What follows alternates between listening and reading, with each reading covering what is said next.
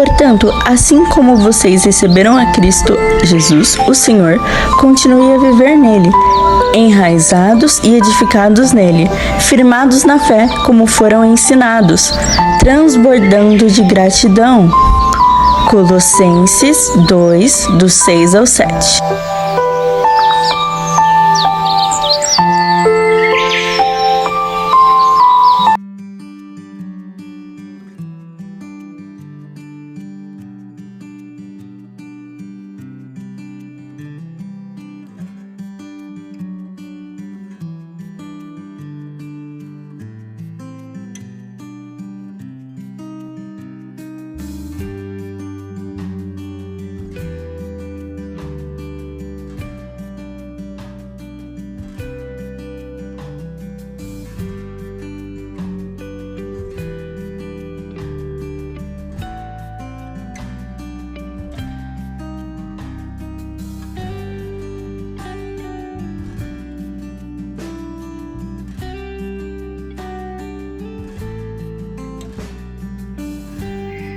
Bom dia!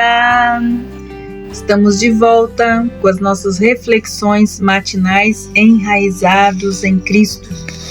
Nosso tema é a graça diária e nós estamos falando a respeito do Evangelho da Graça.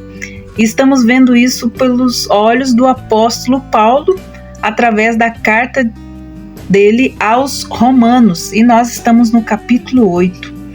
E hoje nós vamos então fazer a meditação dos versículos 27 até o versículo 33, que nos diz assim: Sabemos que todas as coisas cooperam para o bem daqueles que amam a Deus, daqueles que são chamados segundo o seu propósito.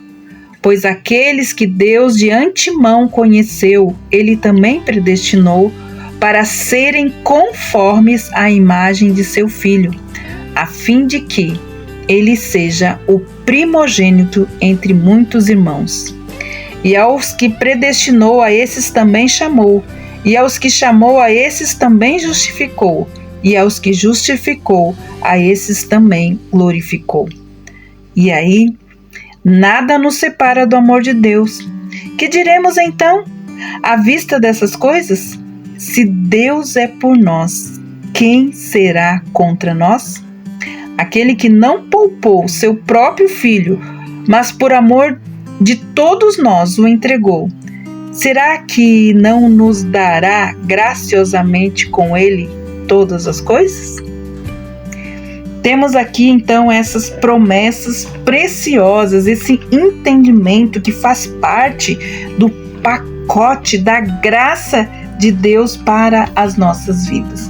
Então a palavra de Deus diz: Deus faz todas as coisas cooperarem para o bem daqueles que o amam, daqueles que são chamados segundo o seu propósito. Talvez nem sempre pareça ser o caso. Por vezes, quando passamos por momentos de aflição, por tragédias, por decepções, por frustrações ou tristezas profundas, perguntamos-nos se a dor resultará em algum bem. O versículo seguinte dá a resposta: tudo o que Deus permite em nossa vida tem o objetivo de nos conformar à imagem do seu Filho, ou seja, nos colocar novamente na forma de Jesus Cristo, que foi danificada, rasurada, que foi desformada por meio do pecado. Quando nós percebemos isso, então os nossos corações perdem aquele tom de dúvida: será que realmente todas as coisas cooperam para o nosso bem? Nossa vida, ela não é controlada por forças impessoais como o acaso, ou a sorte, ou o destino, como muitos acreditam.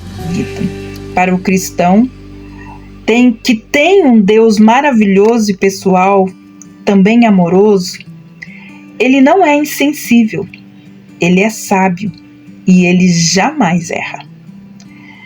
Agora Paulo, então, no versículo 29, ele descreve a vastidão majestosa do plano divino para levar um filho à glória. Em primeiro lugar, Deus de antemão nos conheceu na eternidade passada.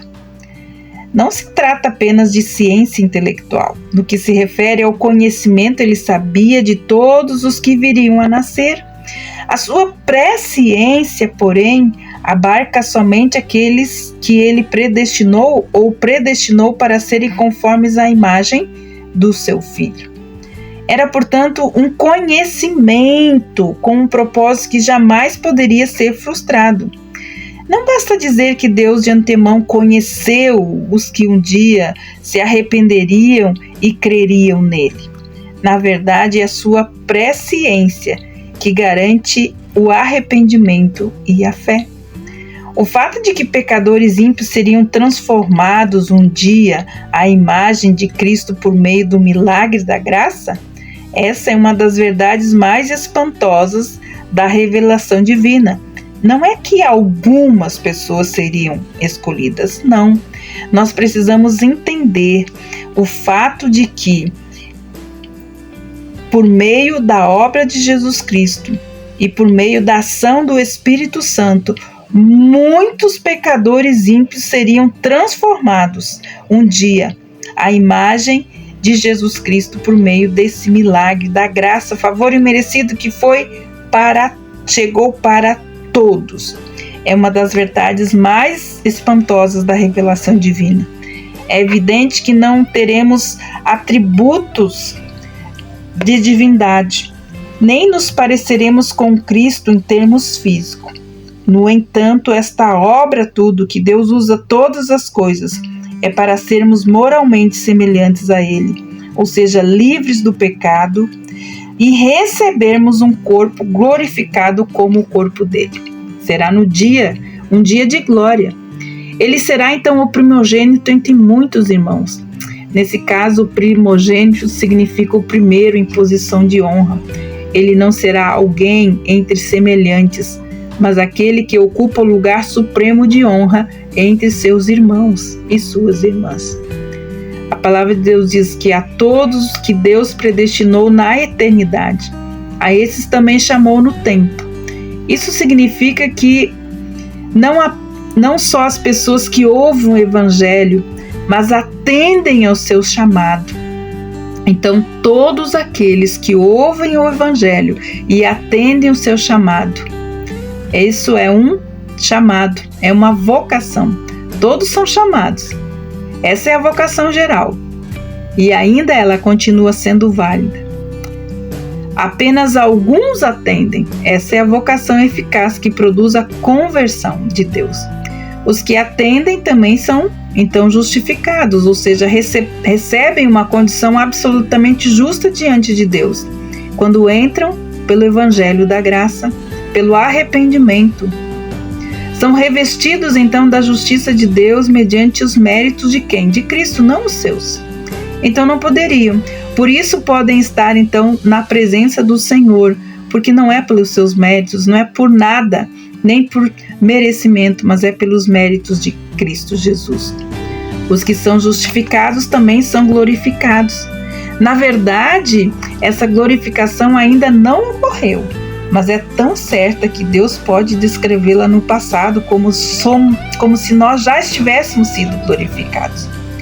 Essa é uma das passagens mais veementes do Novo Testamento sobre a segurança eterna de todo cristão. Absolutamente cada um dos indivíduos que entenderam o chamado de Deus por meio de Cristo Jesus, o convite revelado na cruz, são justificados e glorificados. Nenhum deles ficará de fora.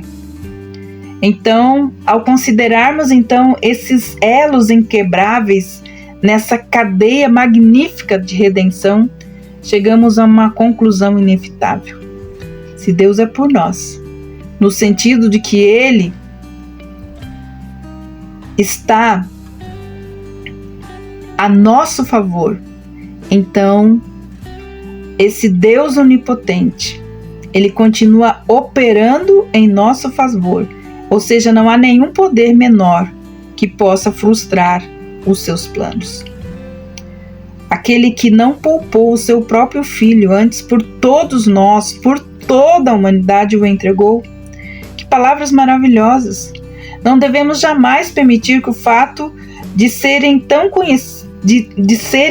conhecidas diminua o seu esplendor ou o poder de inspirar a adoração.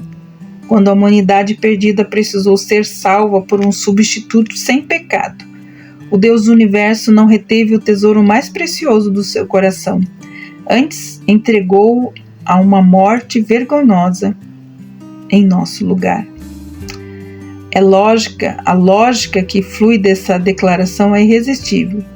Se Deus já nos deu a maior de todas as dádivas, acaso Ele reterá alguma dádiva de menor valor?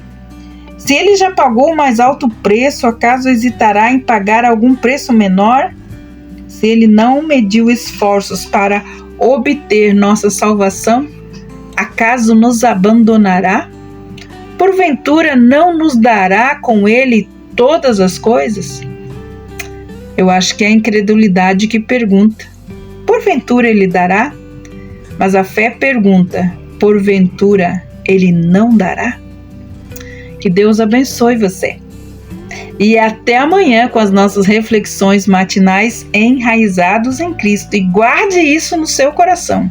E o Senhor fará com que todas as coisas que aconteçam com você contribuam para o seu bem, segundo o propósito que Deus tem de colocar você novamente na forma de Jesus. Que Deus abençoe você e até lá!